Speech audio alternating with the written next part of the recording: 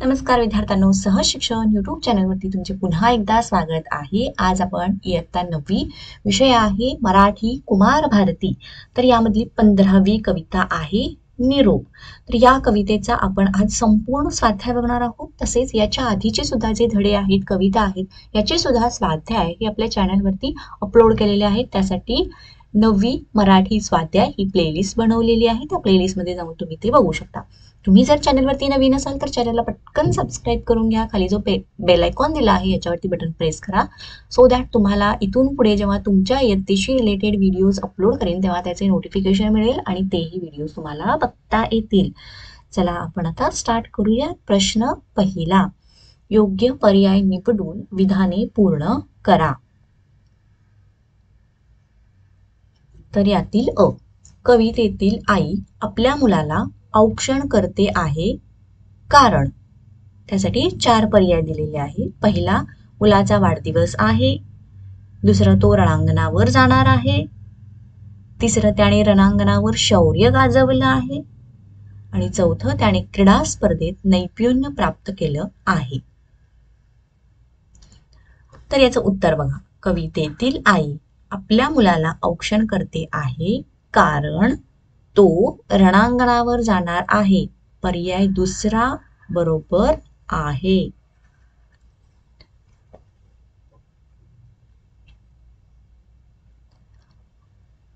पुढे आहे प्रश्न दुसरा.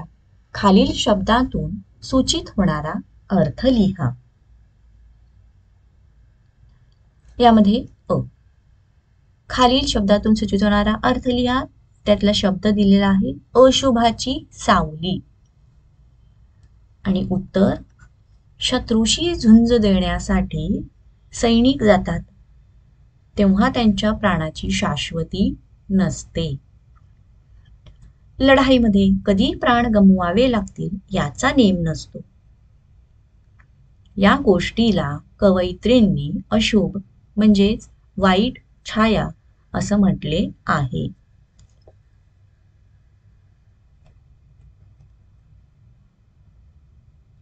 प्रश्न आ, पंचप्राणांच्या ज्योतीचे औक्षण.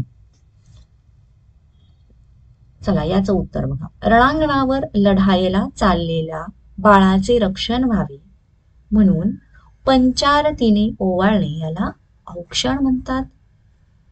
इथे आईला आपला बाळ सुखरूप परत यावा अशी मनापासून इच्छा आहे, म्हणून तिच्या मायेचे प्रतीक म्हणून पंचप्राणांच्या ज्योतीचे औक्षण असा उल्लेख कवयित्रींनी कवितेत केला आहे.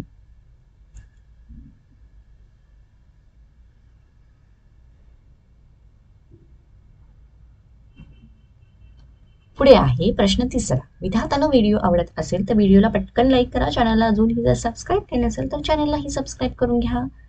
तिसरा प्रश्न, कवितेच्या आधारे पुढील तक्ता पूर्ण करा. तर बघा, स्वाध्यायामध्ये तुम्हाला हा असा तक्ता दिलेला आहे जो की पूर्ण करण्यास सांगितलेला आहे. आणि चला आपण याचं उत्तर बघूया. कवितेचा विषय आहे रणांगणावर जाणाऱ्या बाळाला आई निरोप देत आहे. ओके. तर कवितेची भाषा आहे ओजस्वी. कवितेतील पात्रे कोण आहेत? आई आणि मुलगा. कवितेत उल्लेख केलेल्या थोर व्यक्ती जिजामाता, राणी लक्ष्मीबाई, शिवाजी महाराज.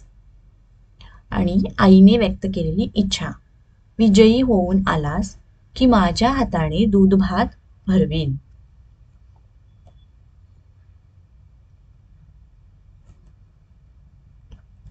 आणि आहे पुढचा प्रश्न चौथा, काव्य सौंदर्य.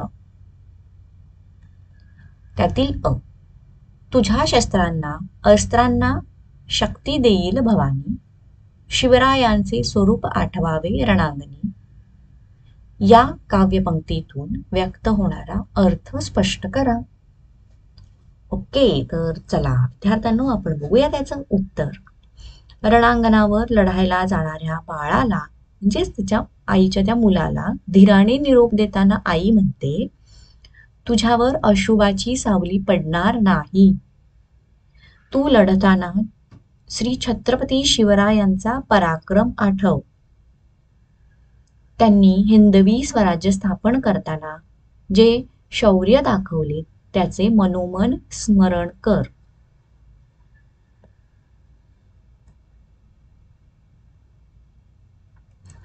शिवरायांच्या कर्तृत्वाला जसा भवानी मातेने आशीर्वाद दिला होता तशीच तुझ्या शस्त्रांना अस्त्रांना भवानी माता शक्ती देईल. बाळाला निरोप देताना विकल न होणाऱ्या वीर मातेचे दर्शन व तिची मनोकामना या ओळीतून व्यक्त होते.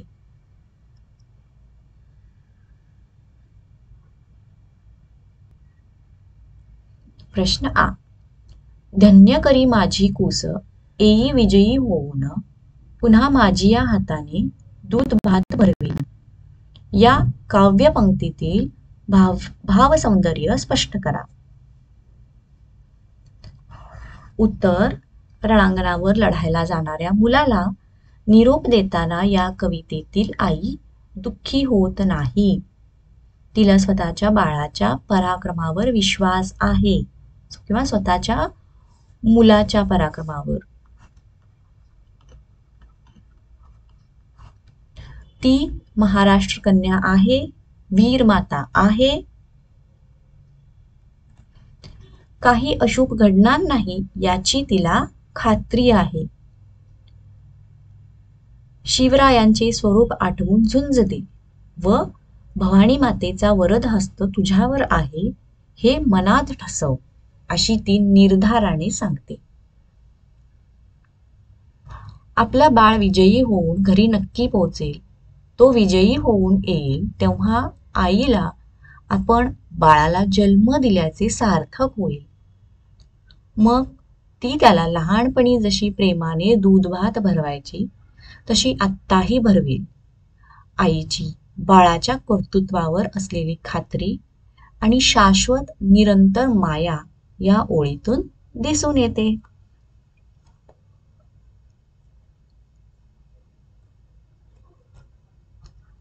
आता प्रश्न 5वा. अभिव्यक्ती. यामध्ये कवितेतील वीर मातेच्या भावना तुमच्या शब्दात लिहा. चला आपण बघूयात उत्तर. रणांगणावर लढायला जाणाऱ्या बाळाला निरोप देणारी कवितेतील आई ही सामान्य आई नाही, ती वीर माता आहे. ती या प्रसंगी आनंदाने घराला तोरण बांधते. पंचप्राणाच्या ज्योतींनी बाळाचे औक्षण करते. ती बाळाला म्हणते, तुझ्या पराक्रमी बाहूंनी या देशाच्या स्वतंत्रतेचे रक्षण तुला करायचे आहे. तुझ्या खांद्यावर भविष्यातील सुखशांती विसावलेली आहे. माझ्या डोळ्यात अश्रू येणार नाही की गळ्यात हुंदकाही दाटणार नाही.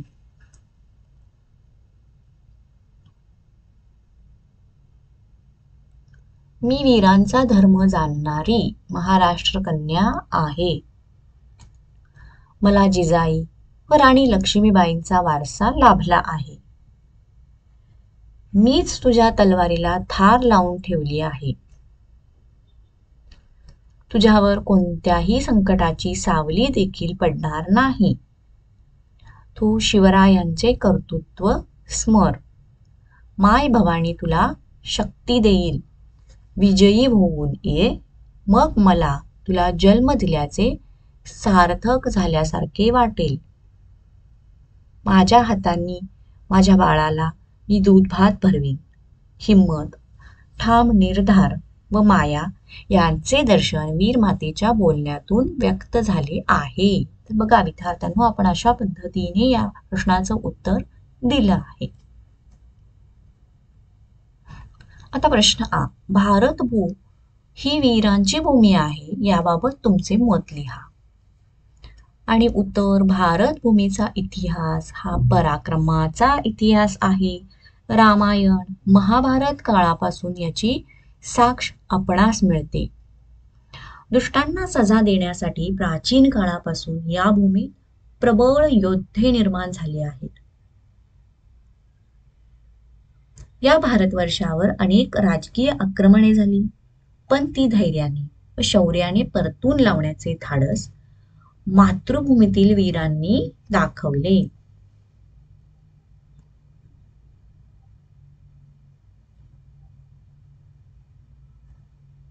बलाढ्य इंग्रजी जुलमी सत्तेविरुद्ध देशभक्त व क्रांतिकारकांनी दिलेला लढा अद्वितीय असाच आहे.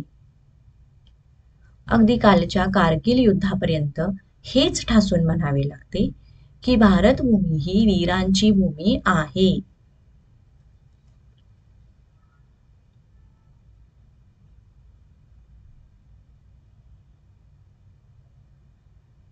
विद्यार्थ्यांनो, याचबरोबर हा स्वाध्याय इथे संपला आहे. तुम्हाला व्हिडिओ कसा वाटला हे कमेंट करून नक्कीच कळवा. व्हिडिओला लाईक करा, चॅनलला सबस्क्राईब करा. थँक्यू.